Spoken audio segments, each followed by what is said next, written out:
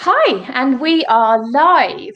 Hi, Zoe. I'm joined here this morning by the lovely Zoe, who's going to be talking to us about a really important topic, which is sleep. And we were just saying before we went live, we can't work out which way our heads should be. So if you see us doing this, it's because backwards and in like a reflection, we can't instinctively do it. But I'm going to come off the screen in a second. So it's just going to be Zoe, and she's talking to us this morning about all things to do with sleep. So sleep deprivation, worst thing ever. How can you overcome it? What can you do whilst you're going through it, etc., etc. And you've been through it all, haven't you, Zoe? So you're a proper expert on this. Yeah. Perfect. Right. Well, I'm going to pop out. Over to you, and I will see you in a bit. All right. Hi, everyone. So as Emma said, I'm Zoe. I am going to talk to you about sleep, everything to do with sleep, how to get more of it, and what happens if you are missing out on your sleep. So essentially today we'll be covering how it can affect your emotions and your rational thinking, its effect on your body composition and weight management, which I know can affect quite a lot of us, all the associated mental health implications from lack of sleep, how to improve it using different tools like cognitive behavioural therapy, self-care, bedtime routines. But we'll get into that a little bit later. From a personal perspective, in my 20s, I was an oil broker in the city. So out all hours of the night, working really long hours in the day, and my sleep definitely was affected. But there was an obvious cause to that. Subsequent to leaving the city, I did a 180 into the fitness industry and still couldn't get my sleep back on track. So 3 years of insomnia enabled me to have time to look into sleep. And essentially, I just wanted to learn everything about the science behind how I could improve it and what was happening in my body, because I definitely didn't feel myself the entire time. So insomnia, like, what is it? It's characterized as a persistent difficulty to get to sleep, to stay asleep, or just the quality of your sleep if you're drifting in and out the whole night. And although you may think, oh, I sleep all right, it's actually, if you are struggling more than 3 nights a week over 3 months, it's classed as chronic insomnia. So I think a lot of us just think it's normal not really to sleep well. I was just in the car with my brother and telling him about the fact I was doing a sleep talk, and he said the exact same thing. Oh yeah, I don't really sleep well. I've never known this. He's my brother. So I think it's one of those things that is huge. It should be as big as nutrition and exercise, yet it seems to kind of get passed by a little bit, especially in this day and age where I think there's a bit of a focus on professing how much you've done, on how little sleep you've had, like the daily grind and phrases like sleep when you're dead. I mean, you're heading to an early grave if you don't sleep. So it's not an ideal phrase to follow. Where do I start? Just carrying on the importance of sleep. I mean, in terms of something like car accidents, that one in every hour in the US is related to fatigue. So if you think how often we hear about people drink driving or driving after drug use, it's actually those two combined are nothing compared to the amount of accidents caused from fatigue. Yeah, and bear in mind, I'm looking for it. There's never really anything about how sleep or lack of sleep can cause accidents. In terms of how great it is, there's literally zero biological function that isn't improved from sleep.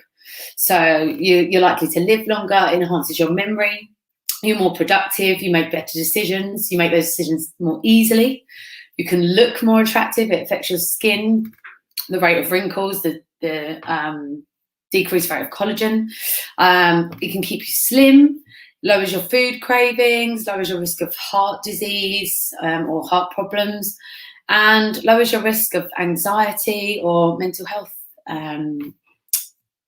conditions. So yeah, sleep. It's a good one, I promise you. If you are looking at your eating and your training regimes, then you've definitely got to include sleep in that discussion with yourself or with your trainer or your partner or whoever you are sorting your plan out with. So to go into a little bit about what sleep is, if you if you think about it, it's a really weird concept. We basically go into a mini hibernation and leave ourselves completely vulnerable. All of our senses are down. And for someone that's living on quite high alert, you can imagine that it's quite difficult to suddenly be like, hey, yeah, I'm going to be nice and vulnerable in bed now. So in terms of a little bit more sciencey, we've got our sympathetic nervous system, which deals with your fight or flight, your release of cortisol. If you've ever been up at night, that's been activated.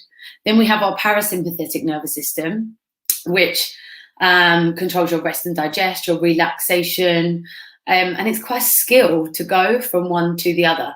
So those that are good at it sleep well. So even if you know people that get super stressed, but then they can still pass out quite easily and stay asleep, they have a really good ability, which is often natural as well, or learned from childhood, to go between your sympathetic and your parasympathetic nervous system. So if something stressy happens in your day or in your life or in your mind, that can cause just one bad night of sleep, or it can continue to repeat in that way. Similarly with sleep, it's important to note that not everyone has the same patterns. So you've heard of people say things like, oh, I'm a morning person, I'm an evening person. It's an actual thing. 30% of people are evening people, and 40% of people have peak wakefulness in the morning. So categorized as the morning person, and the rest are somewhere in the middle. And if you think of society these days, it definitely, what am I trying to say?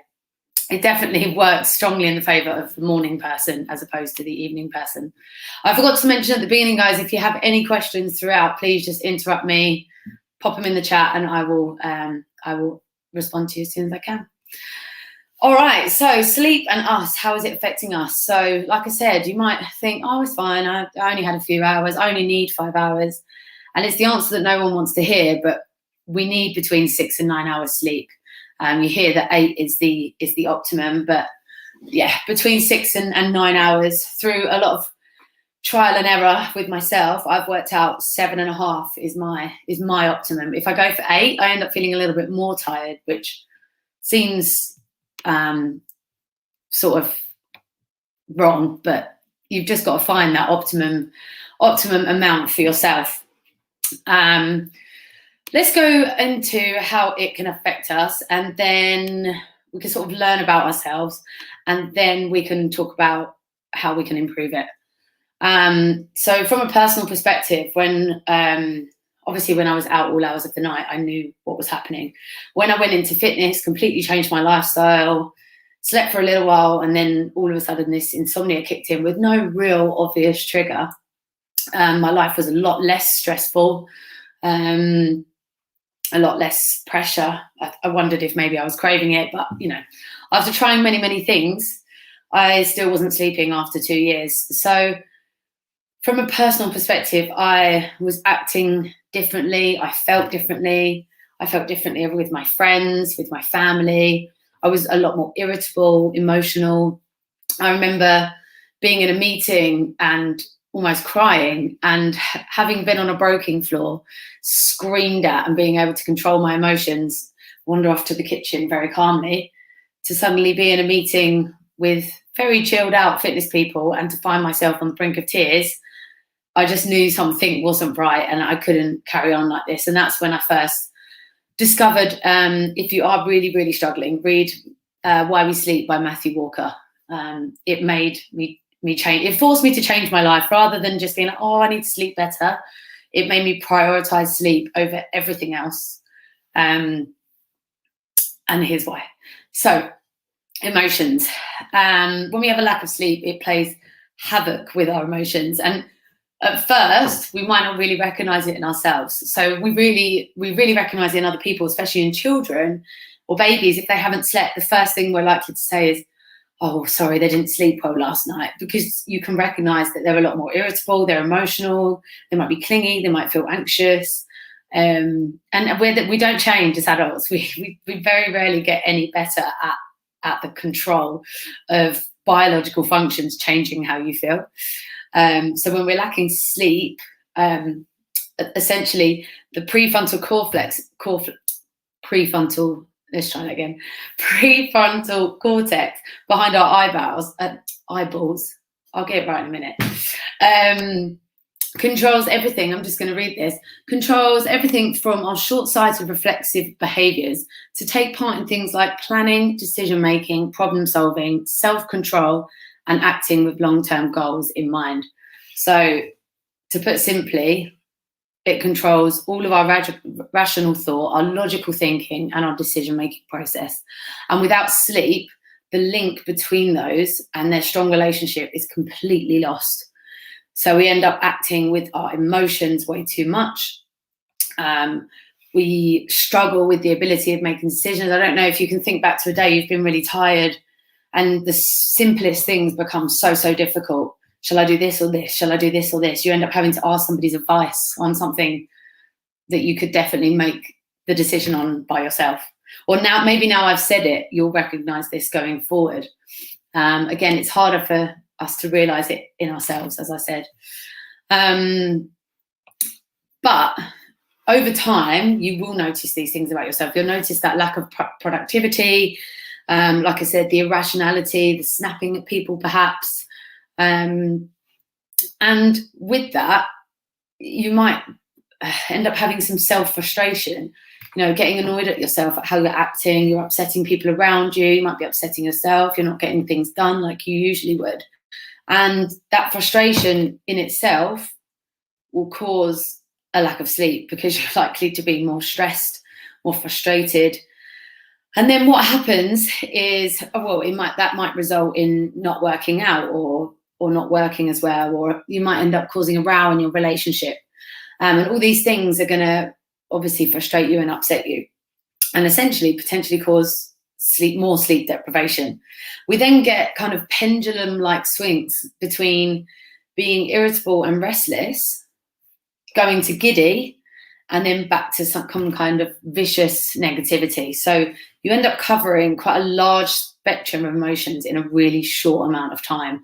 So 1 minute we're really negative, we're irritable, we're emotional, and the next minute we're super giddy. And both ends become heightened, I guess, and you get much happier from reward and you get much lower when sad. So if you think about the amount of times you might have been advised to train when you're tired or work out, of course we get those post-workout endorphins and they're going to feel even more amazing when you're tired. We can get back to if that's a good idea or not later. But then we also get much lower when we're sad. When you're tired, we tend to do less of what makes us happy. So training, eating well, seeing our friends or socializing because we're too tired. So if we're doing less of what makes us happy, then there's way more scope for the brain to keep going back to that vicious negativity. And if we keep hitting that extreme negative, there might be feelings of things like sense of worthlessness, questioning life, questioning ourselves, and effectively really kind of impacting your mental health, especially if there is already that predisposition for you. Like for me, for example, I'm lucky enough to say I'd never experienced depression or anxiety pre-insomnia. So once I'd learned all this about myself, when I felt those sorts of feelings on a particular day, I had the ability, although not always easy, to not bracket myself into having a condition and just recognizing that my brain was sending me there because of my lack of sleep. But if those conditions already exist with you, sleep will just exacerbate them. So we have to really make sleep a priority before it spirals into something that's even harder to bring back. Continuing on from that, we can look at sleep and body composition. So again, reflecting upon myself, during that time when I wasn't sleeping, I gained a stone per year. And to just put it into context of, I was the same size throughout my early 20s, and not eating that well, drinking quite a lot, but I still trained, still exercised, and managed to sort of maintain a weight that I was happy with, because I was sleeping all right. It wasn't great, but it was all right. Once insomnia hit and that sleep dropped, obviously I didn't make this assumption at first, my weight just started increasing. Bear in mind, I was training more because I was now in the fitness industry. I was on my feet rather than on a desk. My step count went up. I was surrounded by people eating healthily, which obviously affects your eating sometimes. My lifestyle was just so much better, but I was gaining weight. I would try all sorts of different training. You know, I've thought myself to be quite a qualified coach. I sought help from more qualified coaches. I was paying people to look at my diet, look at my training regime, and work out why I was gaining weight. You know, often having to convince them that I wasn't a secret eater because they couldn't get their head around why I was gaining weight. So yeah, three years of no sleep equaled a 3 stone weight gain. And that is, from my learning and from my experience of talking to people, quite an average figure. Around 1 stone a year you can gain without really trying to gain weight, or even when trying to avoid gaining it. So again, without going into the whys, which we will do, you can imagine how that adds to your stress, especially if your weight is something you are trying to maintain or trying to actually improve.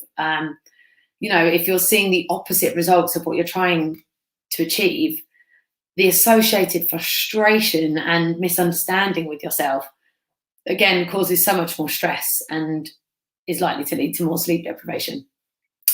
So in terms of the science behind that, I won't go too much into it because it's not the most interesting, but essentially, your muscle is your body's fat burning machine. So we need more of it to burn more fat. When you have no sleep, we don't secrete HGH, which is human growth hormone. We tend to kind of associate this with like bodybuilders and people trying to get really big, but we all secrete it and we all need it to improve muscle composition. And when we're young, when we're little, we secrete quite a lot of it. So if you think about an 8-year-old running around all day in the park with their friends, they don't wake up saying they ache in the morning, do they? They're good to go. They're ready to do it again the next day. We'd be absolutely demolished as adults. And the reason for that is the protein synthesis that happens during their sleep as a result of the release of human growth hormone means they retain their muscle mass. And that's something that we tend to lose as we get older. So rather than thinking of HGH as this thing that builds you up, it's actually the hormone that just helps retain muscle mass, or improve it a little. And, you know, therefore you're going to look better, you're going to feel better, you're going to less likely to get injured. So we have that on one side. So if you're not sleeping, you're not releasing HGH. If you're not releasing HGH, you are not retaining or building any muscle. Muscle is the body's fat burning machine. So essentially, if you're reducing your HGH, you're decreasing your metabolism. So the less you sleep, the less HGH that's coming out, the lower your metabolism is going to creep. So wherever it should be starts to come down. Second to that, our bodies naturally start to increase a ghrelin hormone response. The ghrelin is the hormone that makes you feel hungry. So we're now sleep deprived. We're lowering our metabolism without realizing it. We're feeling naturally hungrier. And then simultaneously, your body decreases the hormone leptin, which tells us when we're full. So you've got this trio of horrible things going against you. You know, your willpower has like no chance against biology. So no matter how much you're trying to stick to this diet or whatever you usually eat quite naturally, you're internally, HGH isn't being produced. So if you have lost any weight, it's likely to be muscle, not fat. You're feeling hungrier and your body's not letting you know when you're full. So yeah, if dieting while you're not sleeping is resulting in any weight loss, it will most definitely be lean muscle and not fat, which is it's horrible. It's a really hard thing to bear, whilst also not being able to sleep. You know, if it's something that's important to you, and it becomes something that you're achieving the opposite of what you're really trying hard to do, you know, my advice is what I had to do: put the weight loss goal completely to the side and bring your focus back to sleep. The second you've got your sleep under whack, all those 3 things will improve, and you're naturally going to be able to eat better and get the benefits from that food as well. There's also the fact that if you're not sleeping, you're awake longer, so you're likely to eat more. So even if we think we're eating well, and even if we are, we're likely to consume more calories from that as well. So you've got that trio of signs, and then just the fact that you're awake longer means you often get hungrier.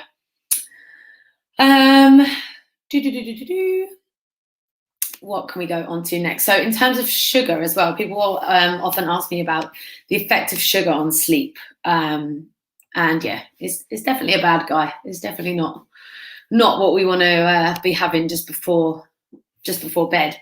And to put that into perspective, there was a study, I think it was in 2007. They used rats for this study, and they got the rats addicted to cocaine. Then when the rats were presented with cocaine or sugar, they still went to the sugar. So it's meant to demonstrate the addictiveness of sugar, even more so than cocaine, to a bunch of addicted rats.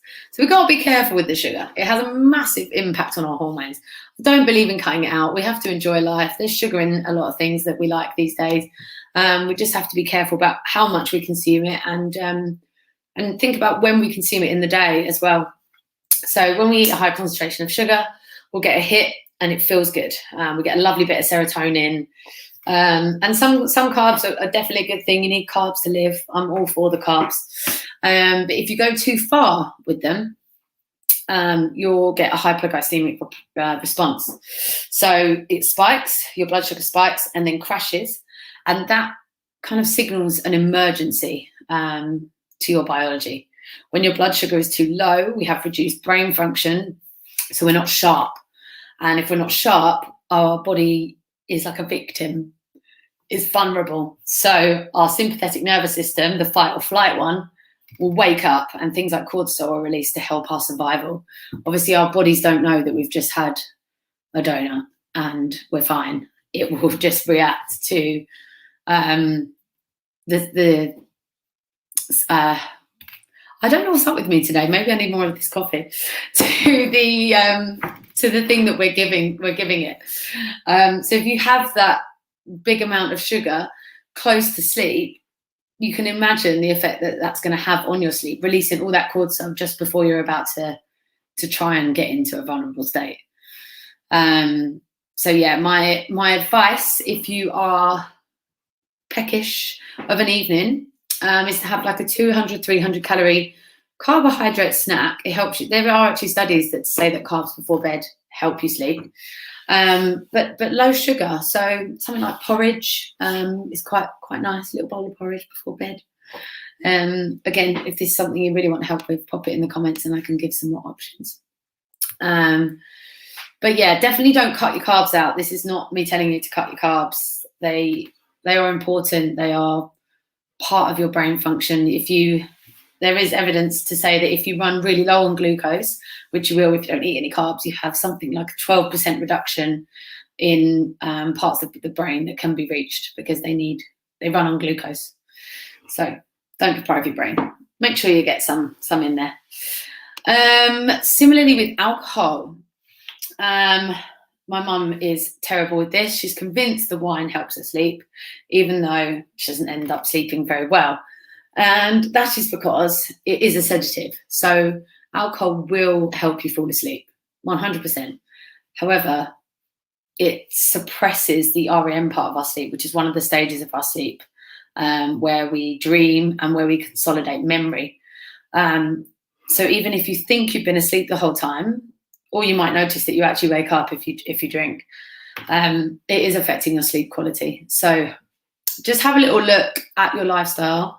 if you're convinced you're trying everything, is it because you won't give up that little glass or two of wine in the evening or the bar of chocolate?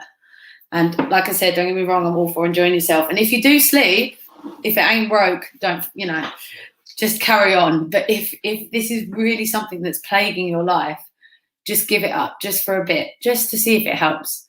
Test it out. And, if you think back to if you are a drinker, if you've had a big night out and you have passed out and you wake up and you can't remember anything. So even if you've slept, the fact that the alcohol suppresses the stage of sleep where memory is consolidated, that's why. Just so you know, it's not your fault, it's the alcohol. Caffeine, again, don't need to give it up. Mine's decaf. I'm currently 7 months pregnant. But caffeine has a 6-hour half-life. So from when you've drunk your coffee, 6 hours later, you'll still have half the amount of caffeine in your body. And I hear a lot of people say, oh, coffee doesn't affect me. I don't feel it either. I can have 3 coffees and I don't feel any kind of buzz whatsoever. However, your insides do. So regardless of what you think, your insides definitely do. And what caffeine does is it artificially kind of mutes the sleep signal that we get from adenosine, which is a buildup of sleep pressure. So to keep this brief, we accumulate sleep pressure during the time we're awake. The more sleep pressure we have, i.e. as the day goes on, the more adenosine we release, and that signals to our brain that it's time to get tired. Caffeine blocks that. So even if you're not feeling that buzz, the caffeine is blocking that, and it's going to pause sleep pressure. So just bear that in mind. It also peaks 30 minutes after you've had it. So if you've got a meeting that you really need your coffee for, have it half hour before. And just try and think about your bedtime and work backwards. So if you're going to bed at 10, make sure, your coffee is a good 12 hours before, 10 hours before. Or just bear in mind that 6 hours after your coffee, half will still be in your system. All right, moving on to how else sleep. I mean, I feel like this is quite depressing at the moment, all the ways that sleep is affecting you, especially if you're not sleeping. I'm sorry. I'm highlighting all the terrible things that are happening to you. But I personally found that really helpful. It was almost a relief that I had something to blame it on, because when you're trying to be normal and you're trying to make decisions and you're trying to lose weight and you are exercising and you are eating well, and then you're crying in meetings and you're getting fat and you can't work out why, for love nor money, and then there is an answer, and it might be your sleep quality. So if that is something that you are struggling with, here's your answer. Forget everything else, make sleep your priority from now. Yeah, and well, here's another little one to help you out. Your appearance. There was a study in 2017, I'm just going to read this, and after 5 days of less than optimum sleep, so less than their perfect 8 hours, there was a 45% increase in the visibility of wrinkles in men and women. 45%. Beauty sleep, it's a real thing. Like, I'm sure you've all had like all-nighters and woke up in the morning and thought, oh God, look at me. Imagine over time, you start to look in the mirror every day, you're not sleeping. On top of all those other things I've already mentioned, you're now questioning why your appearance is deteriorating. And again, it adds to all that negative thought, all that negative self-belief. So again, contributing to how important sleep is. So the key takeaways from that, I guess, are to ease up on yourself if you're lacking sleep. Give yourself a break. Acknowledge the feelings that, you're legitimately not thinking straight. And tell the people around you that you've looked into the fact that you're not sleeping, and apologise in advance. I was living with a friend at the time, and I found I was quite irritable with her, and I explained what I'd learned about sleep, and I said, point it out, please don't get annoyed at me. if I'm ratty, or if I'm quiet, or if I'm this, or if I'm that, please bear with me. I'm trying to improve on it, and it helps lessen those rows. Especially if you've got a partner and you're taking it out on them. Second thing would be not to worry about working out. It's not the time. I know it might make you feel better, so maybe do something light, low impact. It's not as good as the high intensity, crazy, shit ton of burpees scenarios. But as I've explained about the cortisol and the sympathetic nervous system, that fight or flight, when you're tired, you're in it already. You're basically walking around like on edge. So you can imagine if you then add a really high intensity workout to that, you're not helping your body rest and digest and get ready for sleep later on, especially if you work out in the evening. So if you're desperate to do your high intensity, do it in the morning. Make sure you've had a little something to eat first. But yeah, maybe scale back, focus on sleep, because as well, a lot of the time people lack sleep is because of time. So, you're waking up at 5 to get to the gym before work, getting home late, eating dinner, trying to get straight to bed. Lose the gym for a sec. Just let yourself focus on your sleep. With more sleep, you'll be more productive at work. You'll leave earlier. You'll have time to go to the gym, etc., etc. In terms of emotions, remember to sleep on it. You'll feel better in the morning. Sleep does have a healing power. When it comes to, say, for example, if you've been through a breakup or you're grieving, sometimes those feelings do not lessen. They don't go away. And I'm not suggesting that they would, but sleep helps lessen the impact that it has on us daily. So just, as much as we sleep to remember, because we consolidate memories when we're asleep, we can also sleep to forget how hard something feels. It just lessens every single night. So a lot of the times you might see two people break up. They're both equally upset, but one seems to feel better faster than another. Often that will be the quality of their sleep. They've been able to process, been able to deal with it. I'm sure someone has said to you before, I'll sleep on it, you'll feel better in the morning. It's like an absolute fact, scientific fact. And also in terms of easing up on yourself, you might look like shit. You've got 45% more wrinkles going on, but you can claw it back. You can claw it back. That's the good news. So don't be too hard on yourself, okay? So all of those things we just talked about, the key takeaways are understanding it about yourself and then using it to ease up on yourself. You're like, okay, it's okay that I've gained a few pounds. It's okay that I'm not enjoying how I look. It's okay that I'm overreacting to things. It's okay that I'm not being as productive or making as good decisions. I understand why now. And now what I'm going to do is focus everything I have on trying to improve it, so all those things will start to tick back in my life. So just check if there's any questions. Do you have any tips on how to calm the fear if you get into bed and your mind starts ticking the clock down? I'm not asleep. Yes, I have, and they are coming. So you get into bed and you've got a big meeting in the morning, or you are trying to get up for the gym. You're like, oh God, there's like no hours in the day. I'm gonna only manage to get 5 hours. This is where kind of self-cognitive behavioural therapy comes in. I'm not sure that's even a technical term, but CBT is, but you're going to perform it on yourself. And it can benefit nearly everyone in terms of sleep disorders. So this is really crucial for anyone who has what we call primary insomnia. So the sleep is the issue. People who have insomnia as a result of a mental health disorder. And for people that have physical problems such as chronic pain that stop them sleeping. And what's more, if we use this method, it tends to last. So it's something you can always come back to, retraining the brain. So first one is routine.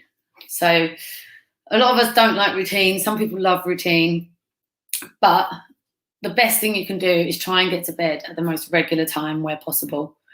So if you know that you sometimes have meetings put in the diary at 7 a.m, rather than waking up at 9 every day and sometimes at 7, just become a 7 a.m. person.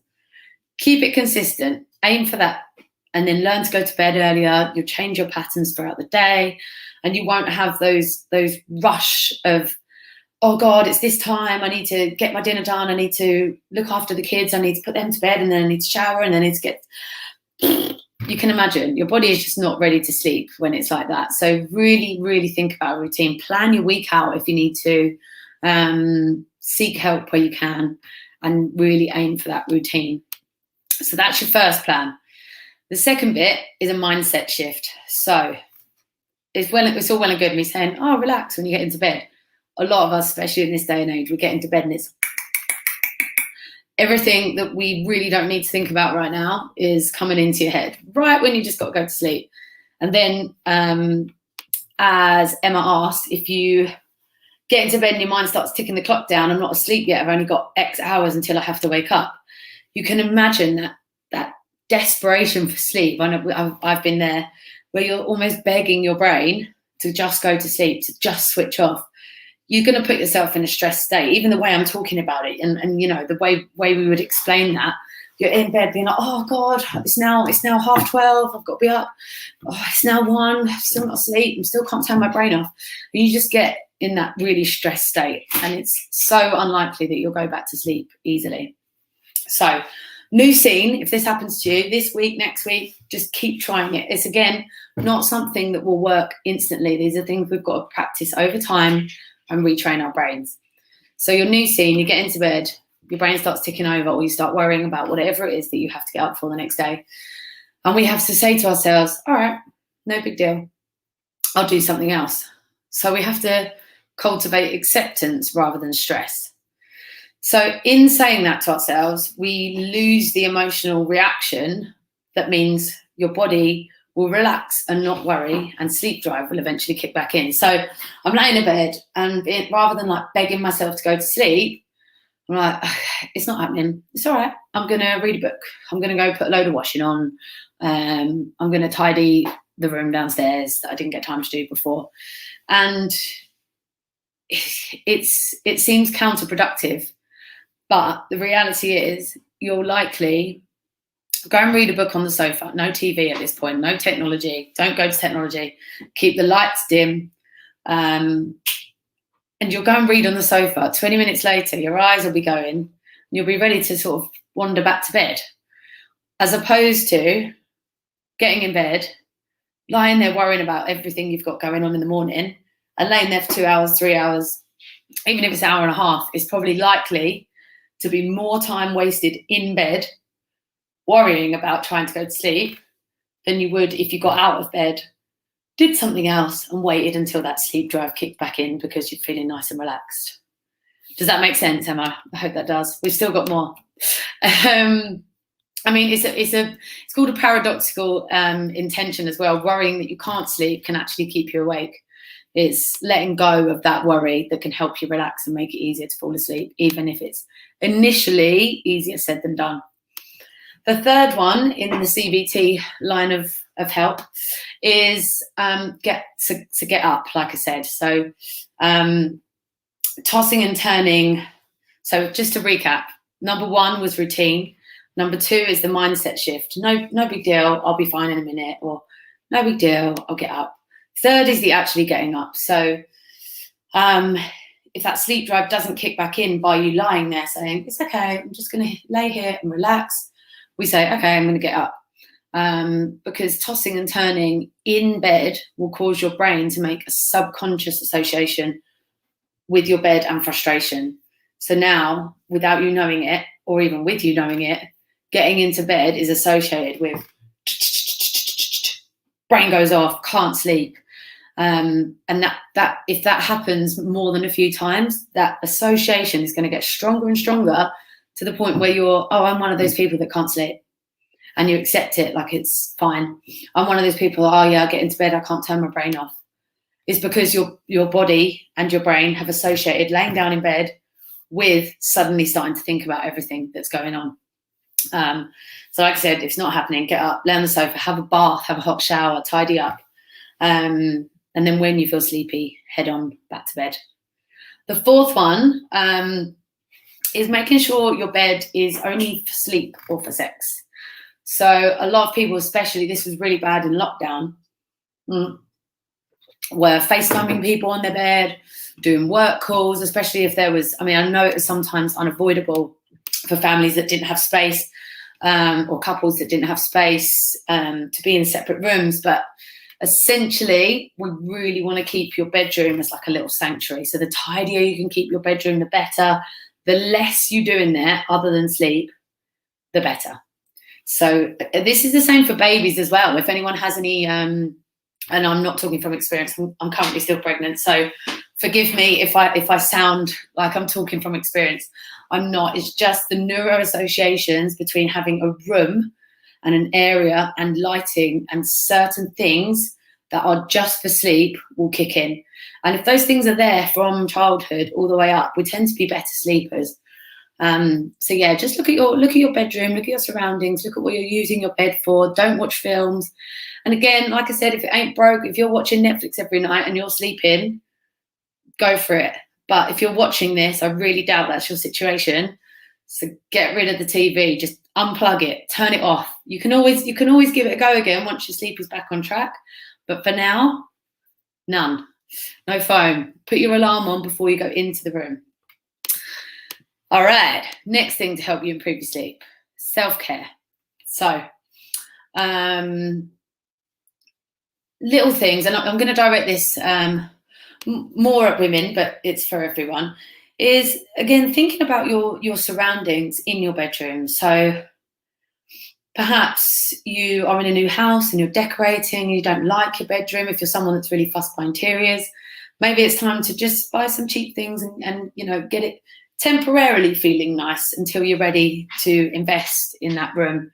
Perhaps it's buying some candles that you can't really afford but you really love. Do it. Just do it. Similarly, some nice sleepwear, whether that be pajamas or a negligee that makes you feel a bit more sexual. Just something that is just for you. I think speaking to friends and speaking to people that do struggle with sleep, they didn't, when I suggested this, they don't want to spend 50 quid on some silk pajamas. They're like, oh, well, I'm quite happy in my ex-boyfriend's old t-shirt. No. What I would suggest is wear your baggy old t-shirts and your tracksuit bottoms while you're watching the TV downstairs and change into your nice pajamas. Or maybe you like sleeping naked. Don't get naked until you go to your bedroom. Maybe you like sleeping in just a pair of knickers. Have knickers that you just sleep in. So again, it's that little tiny extra neuro association of time for sleep. So not putting on your nice silk pajamas to sit on the sofa. You only put them on after you've brushed your teeth when you're literally getting in bed. And just having those, you put on that candle or you put on that particular lamp that you love, or you spray your lovely neon lavender spray. All of those little things contribute to the self-care element of your pre-sleep kind of neuro associations. And like I said, it's the same for children. And the more we can implement that from a young age, the more it stays with us, creating those neuro associations. I'll go back to that in a little bit, but again, just think, I mentioned that bed is for sleep and for sex only. Sex and masturbation are also one of the best triggers for sleep. Whether you stimulate it or someone else does, an orgasm is a surefire way for the body to relax. So don't underestimate cuddling either. Orgasms and cuddling release a hormone called oxytocin, which is both a relaxant and a sedative for the body. So if we can get that going just before we need to sleep, then it's going to help us go into that parasympathetic mode, that rest and digest, and it's going to help us sleep. But do note, the orgasm is the essential part. If that doesn't happen, especially to women who tend to struggle to orgasm as easily, it can actually charge you up. So just consider that before making your decisions. Because if you think about it as well, there's something about an orgasm that tenses your whole body up and relaxes it afterwards. And that's actually a technique that we're going to go back to later that we can do on our own as well.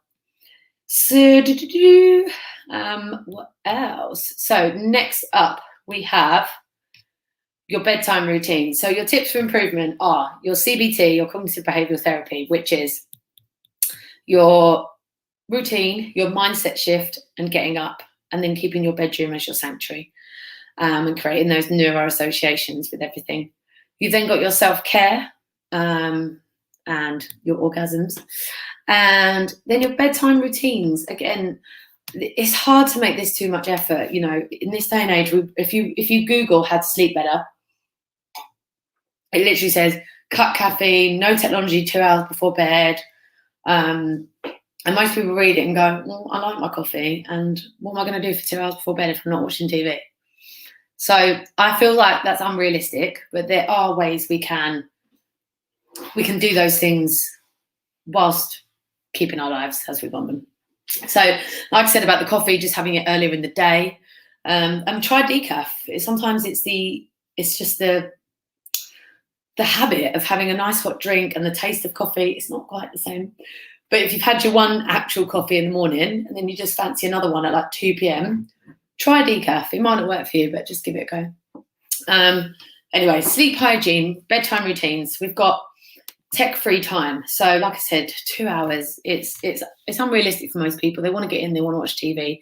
There are things called blue light glasses, which you can buy. These aren't them. I don't know why I did that.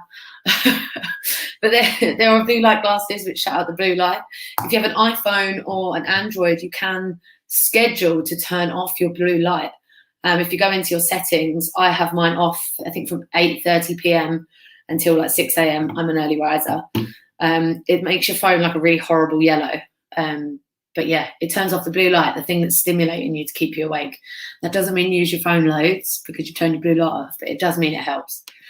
So just to put it into perspective, every hour that you're on technology, you're suppressing the release of melatonin, which is what's going to help you sleep as well. So just try and get off it. It's also, you know, our phones are where we obviously do emails or we go on social media, and okay, we might enjoy that, but again, it gets your brain ticking over. I personally start thinking, oh, I need to do that. Oh, I need to message that person. Oh God, I forgot they were having their birthday tomorrow. I forgot they've just had a baby. Now I need to do this. And now I end up having a massive to-do list from enjoying myself on Instagram or casually opening my Outlook when I shouldn't be.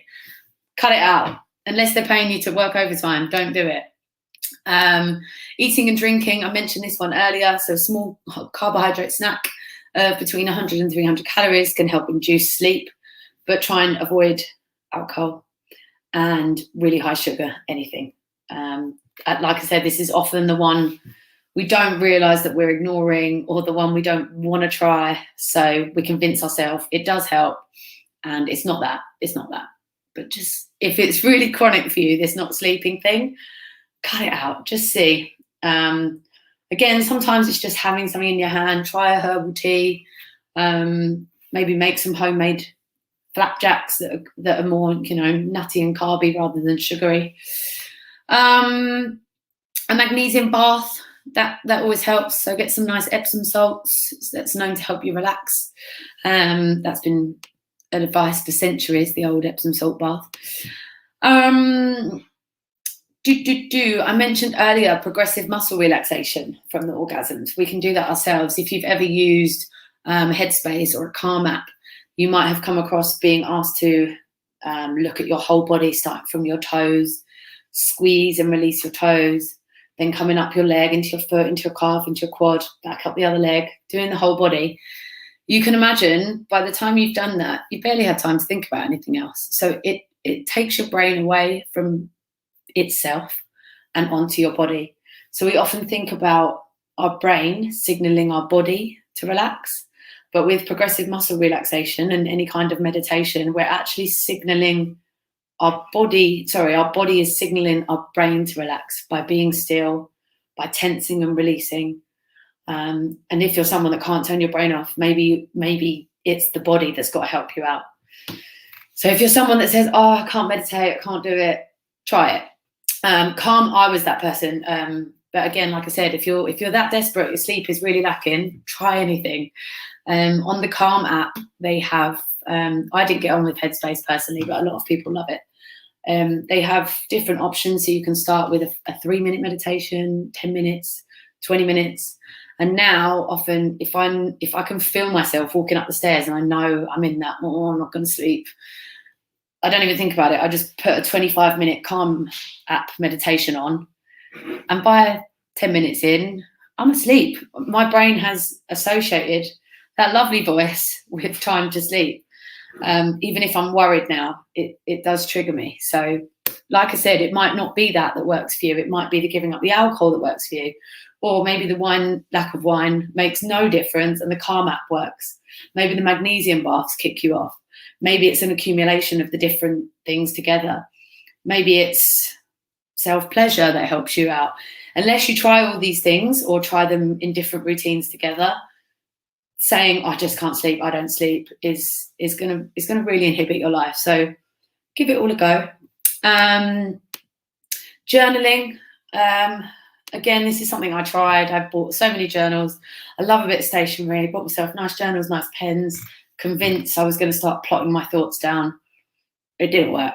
But my best friend, I'm sure she won't mind me mentioning, she really struggled with her sleep as well. And that was her key. That was her thing, getting all her thoughts out. She had just gone through a breakup. So she'd start, reminiscing and going through all sorts of emotions just before bed, and journaling it really helped her. She said she felt embarrassed by what she'd written in the morning, so she'd actually rip the pages out and throw them away. It's absolutely fine. It's just getting it out. You don't have to read it back. You don't have to make yourself cringe. You don't have to laugh at your writing. Just don't read it again. If it helped you sleep that night, perfect. And the pen to paper is good. No really stimulating light, just a nice dim light, and definitely no phone. Last but not least, your sleep environment. So make sure your room is quite cool. From our evolutionary biology, we have a natural drop in our core body temperature just before we sleep. That's what we want. So I'm sure everyone was moaning last week with the hot weather about how we couldn't sleep. It's because it's so much harder when the room is too hot. So just always think about your room. You're better off having a cooler room and wrapping up in your duvet until you warm up than the other way around. Because if you keep your room artificially high, your body will spend a lot of time working on trying to cool it down before you can sleep. So you're wasting energy, you're delaying sleep. You then might get frustrated that you're not falling asleep, etc., etc., etc. So dark, cool, quiet, and pleasant is what you want in your room, and predictable. So like I said, always tidy. Always feels the same. You use the same lights, you use the same spray or the same music or the same meditation. Another friend of mine actually loves the sleep stories. On the Calm app, again, you've got ones by Stephen Fry, Matthew McConaughey. They're like really descriptive stories. So if you actually try and listen, you end up going into, your imagination, and your brain is so focused on this little imaginary story that you forget whatever was circling around your brain, and you hopefully fall asleep. Yeah, I guess that's it from me. To recap on the most important things, just go back to what I said about how if you are lacking sleep, what it's doing to you. Being able to acknowledge it helps so much, and will subsequently help you ease up on yourself. Really, really think about what I was saying in terms of, like trying to eat less or trying to exercise is pretty much biologically impossible to help you achieve results while you're not sleeping.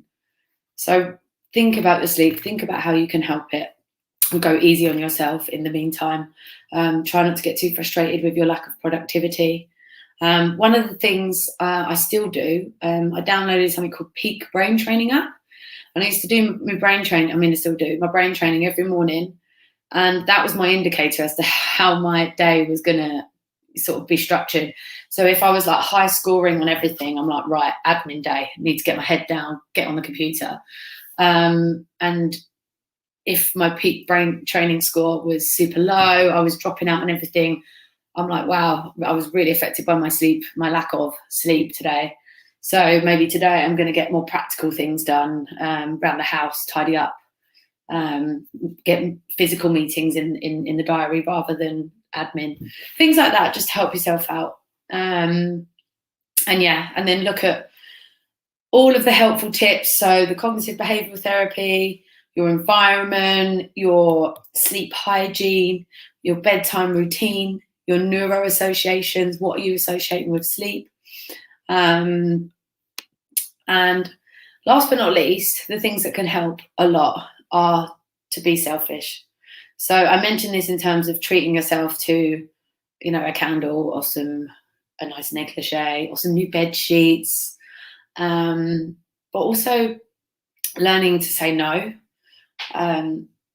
Again, not to discriminate or bracket anyone, but women tend to be worse at just saying no to something. We have to give it, I need an excuse. Why can't I go? Why can't I join? Why can't I be there? What am I going to say? Just learn to say no. I'm really sorry, I can't make it. And if it's a social occasion where you're not sure, you know, say you can't make it, and last minute, if you want to go, I'm sure you can go, especially once the rule of 6 is out. Just keep your diary as free as possible and add things in when you feel you can do them, rather than filling up your diary and then either forcing yourself to attend all these things or cancelling last minute, subsequently feeling bad if you're someone that does. And again, finding yourself frustrated that you couldn't attend, that you've let someone down, etc., etc., etc. If you have an old mattress, treat yourself to a new one.